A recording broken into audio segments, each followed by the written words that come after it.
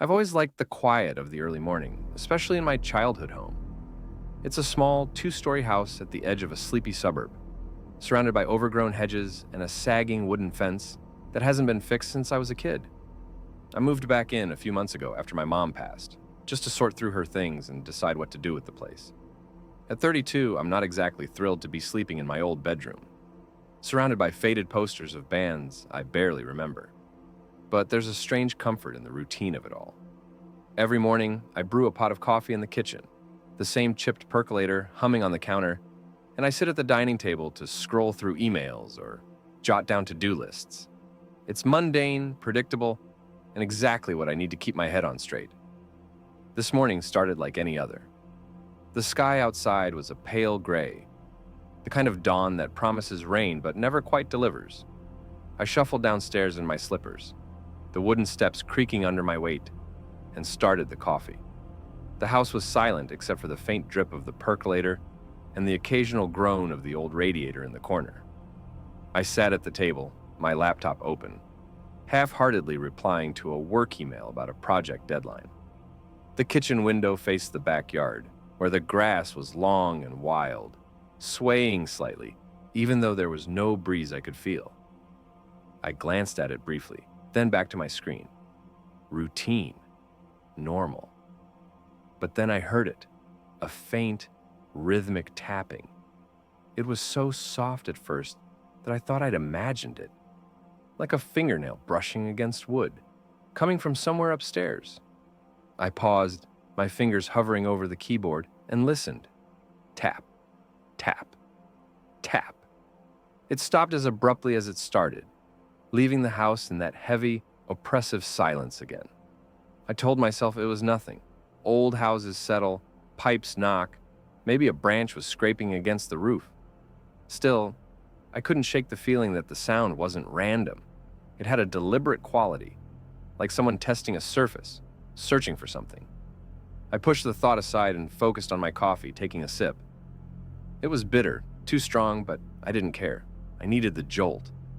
As I set the mug down, I noticed the smell, faint, almost imperceptible at first, like damp earth or rotting leaves. It wasn't unusual for the house to smell musty. The basement had always been prone to leaks, and I hadn't aired the place out in weeks. But this was different, sharper, like something had crawled up from the ground and lingered just out of sight. I wrinkled my nose and stood to check the sink, thinking maybe something had gone bad in the drain. Nothing. The smell faded as quickly as it came, leaving me standing there, feeling foolish for even noticing it. I sat back down, trying to shake off the unease. My laptop screen glowed in the dim kitchen, and I forced myself to focus on the email. But my eyes kept drifting to the hallway that led to the stairs. The house felt off. Not in any way I could pin down, just a subtle wrongness, like a picture hung slightly crooked. I told myself I was being ridiculous. I'd been alone here for weeks without issue. Grief does funny things to the mind, makes you see shadows where there aren't any. Still, I couldn't ignore the prickling at the back of my neck, that instinctive feeling of being watched, even though I knew I was alone. After finishing my coffee, I decided to get some fresh air. I needed to clear my head. I grabbed my jacket from the hook by the door and stepped outside into the backyard. The grass was wet with dew and the air was cool, carrying the faint scent of pine from the trees lining the property. I walked toward the old shed at the far end of the yard, a rickety structure my dad had built when I was a kid. Mom had used it to store gardening tools, but I hadn't been inside since I got back. I figured I'd check it out, maybe start clearing things out. Routine maintenance, something to keep my hands busy. The shed door was stiff, the hinges rusted from years of neglect. I yanked it open with a grunt, and a wave of that same damp, earthy smell hit me, stronger this time, mixed with something metallic I couldn't place. Inside, the shed was a mess of cobwebs and dust, with old shovels and rakes leaning against the walls.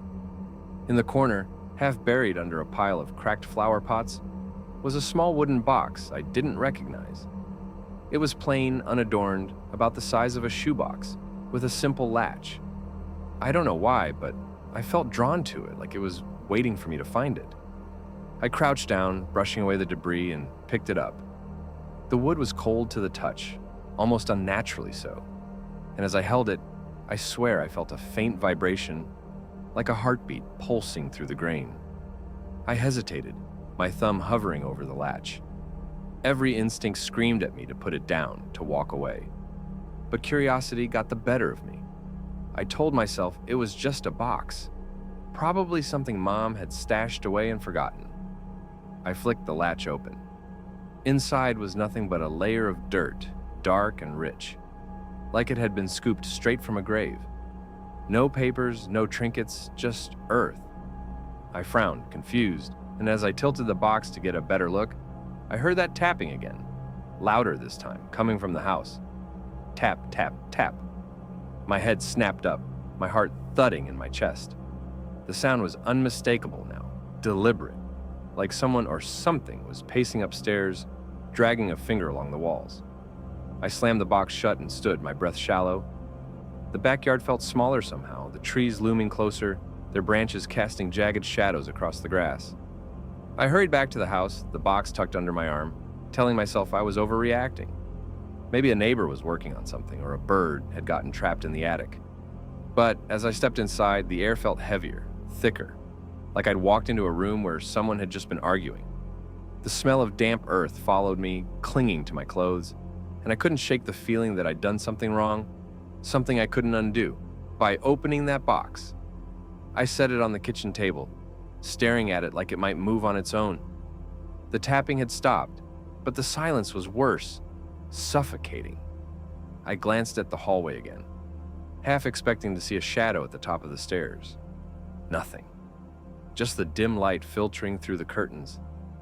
I forced a laugh, trying to break the tension, but it came out hollow, echoing in the empty house. I needed to get a grip. I decided to take the box back to the shed later after I'd calmed down. For now, I'd ignore it. The rest of the morning passed uneventfully, but the unease lingered like a bad taste in my mouth. I kept catching whiffs of that earthy smell, even after I'd washed my hands twice. Around noon, I heard the tapping again, softer this time, almost tentative, coming from the ceiling directly above me, my old bedroom. I froze, my pulse racing. There was no way a bird or a branch could make that sound, not with that kind of rhythm. It was too human, too intentional. I wanted to go upstairs and check, but my feet wouldn't move. Instead, I sat there, listening as the taps grew slower, more deliberate, like whatever it was knew I was listening back. By late afternoon, the house felt like a stranger's. Every creak of the floorboards, every flicker of the lights made me jump. I tried to distract myself by sorting through Mom's old papers in the living room, but my eyes kept drifting to the kitchen, to that box on the table. I hadn't touched it since I brought it inside, but I swore the lid was slightly ajar now, even though I remembered shutting it tight. I told myself it was my imagination, but the prickling at the back of my neck wouldn't go away. And then I saw it, a faint smudge of dirt on the table, trailing from the box toward the edge, like something had dragged itself out. Oh, my stomach dropped. I stood, my chair scraping against the floor, and backed away. The smudge wasn't there before, I was sure of it. I grabbed a rag and wiped it clean, my hands shaking. But the smell of earth was stronger now, almost suffocating. The tapping started again, louder, faster, coming from the hallway this time, like footsteps descending the stairs. I spun around, my breath catching in my throat, but the hallway was empty. The light at the top of the stairs flickered, casting long, distorted shadows on the wall, and for a split second, I thought I saw something move. Just a blur, a shape too tall and too thin to be human, vanishing around the corner. I wanted to run, to grab my keys and get out, but my legs felt rooted to the spot. My rational mind screamed that I was imagining things, that stress and grief were playing tricks on me, but my gut knew better. Whatever I'd let out of that box wasn't just in my head. It was here, in the house, watching me. waiting. I could feel its presence now, a weight pressing down on me, cold and ancient, like it had been buried in the earth for centuries, biding its time until someone like me was stupid enough to release it. I forced myself to move, grabbing the box and stumbling toward the back door. I'd bury it, burn it, do whatever it took to get rid of it. But as I reached for the knob, the tapping turned into a low, resonant thud, shaking the walls, coming from everywhere and nowhere at once. The air grew icy, my breath fogging in front of me, and I heard a sound like a whisper, too faint to make out the words, but full of malice, curling around me like smoke. I turned, my heart pounding, and saw the hallway light flicker out completely, plunging the house into darkness, even though the sun hadn't set yet. And then I saw it. Eyes, or what I thought were eyes, glowing faintly in the shadows at the top of the stairs. They weren't human, too wide, too unblinking, set in a face I couldn't fully see, a face that wasn't there at all, just a void where something should have been. The whisper grew louder, a hiss of syllables I didn't understand, and the box in my hands vibrated violently, the lid rattling as if something inside was trying to claw its way out. I dropped it, the wood splintering as it hit the floor, and a wave of that metallic, earthy smell overwhelmed me, making my vision swim. I don't know how I made it outside. I just remember running, the grass cold and wet under my feet, the shed looming in the distance like a tomb. I didn't look back, couldn't bear to see if those eyes were following me. I locked myself in my car, my hands trembling as I fumbled with the keys and drove until the house was out of sight. I'm at a motel now, miles away, but I can still smell the earth on my body, no matter how much I wash myself.